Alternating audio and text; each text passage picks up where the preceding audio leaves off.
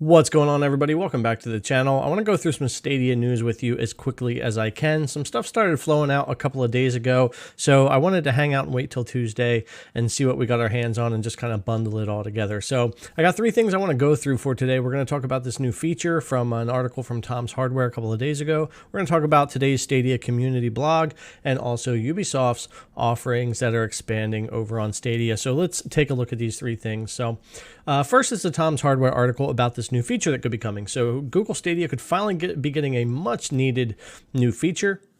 This Google Stadia update could let you use your phone or third-party gamepad as a controller for the TV. And this has been a huge entry barrier. Maybe not, depending. I really don't know how many people out there with a Chromecast Ultra have been dying to try Stadia, but don't have a controller, so they haven't. Maybe there's a bunch, I don't know. But it's definitely good to lower that entry point so that people could give it a shot. Stadia needs eyes on them badly, and anything that could help, we will take. So let's go through the rest of this article.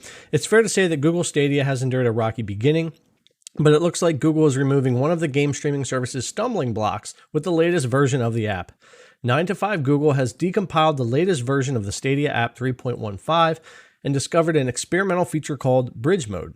This will allow members to sidestep the official Stadia controller in two ways when playing on TV, either by using a phone's touch screen to control the action or by connecting another gamepad to the handset and using that. So I'm guessing through your phone. So you'd be able to connect a gamepad to your phone and go that way. I'd be willing to give that a shot. I definitely am not interested in using a phone's touch screen as a controller.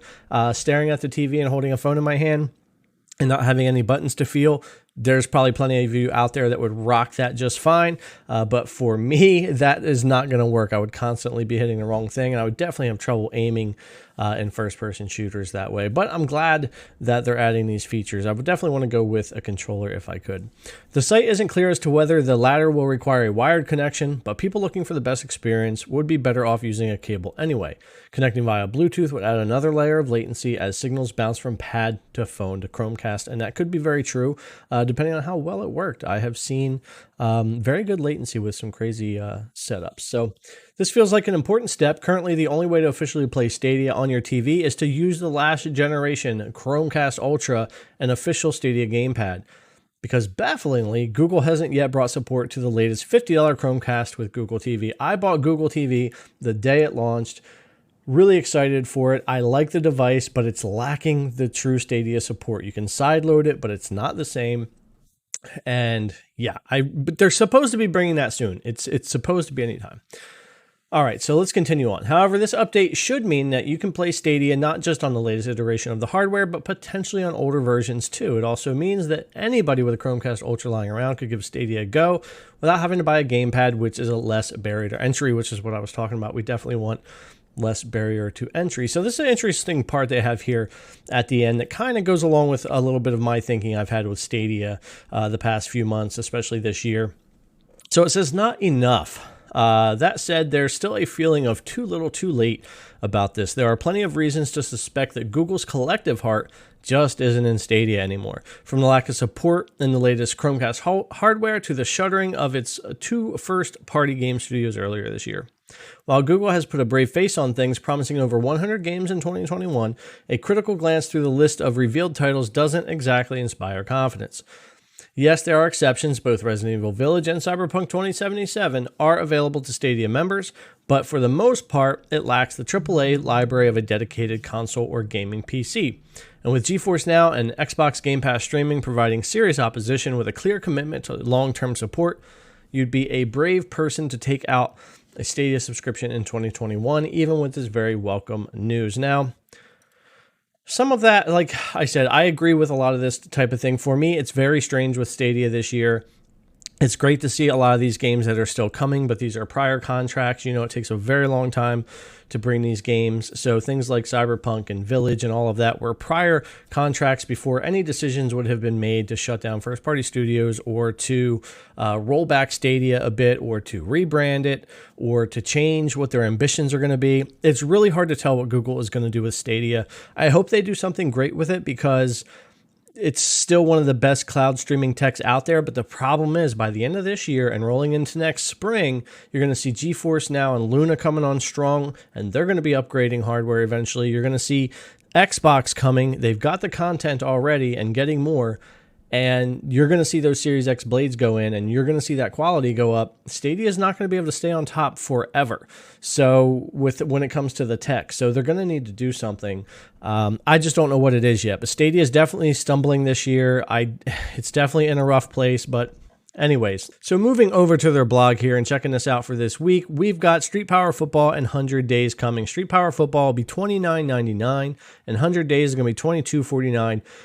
For a limited time on starting May 13th. So those are the two games that they've got going there. You've got your May games with Pro. Don't forget to grab those. Star Wars Jedi Fallen Order, Trine 4, Hotline Miami 2, and Floor Kids. So if you haven't gotten your Pro games, you haven't gotten that May the 4th game, Star Wars, make sure you grab that up.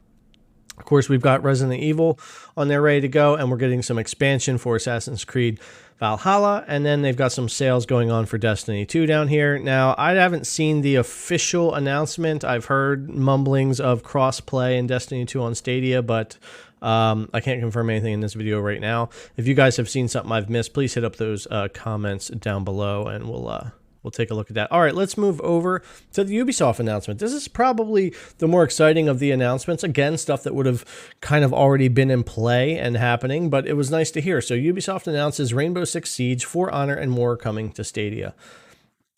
This morning, Ubisoft has announced a variety of new games and expansions coming soon to Stadia and other platforms, including Rainbow Six Siege and For Honor. As noted by Cloudy with a Chance of Games, Ubisoft held an investor call this morning during which they shared their list of expected releases for the first fiscal year of 2021.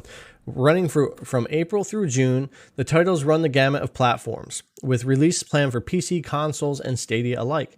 In the mix, there are a handful of previously unannounced Stadia ports of Ubisoft's biggest games. The biggest game coming to Stadia is Tom Clancy's Rainbow Six Siege, and we've been waiting a long time for this game to hit Stadia. The ever-popular tactical shooter, which puts an emphasis on teamwork, communication, and cooperation. Specifically, this release is marked for the Year 6 Season 2, which is poised to launch in June.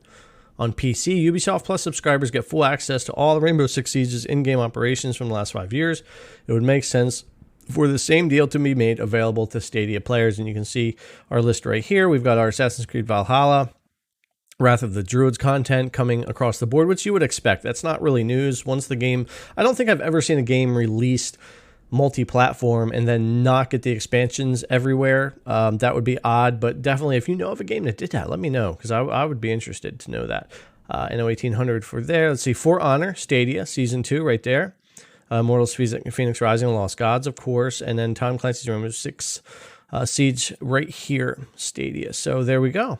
So finally should be getting a much anticipated game coming over to Stadia. I know For Honor's got its following as well, but definitely Rainbow Six has been a big one everybody's been waiting for. Luna's had it for a while. You can play it on other platforms as well.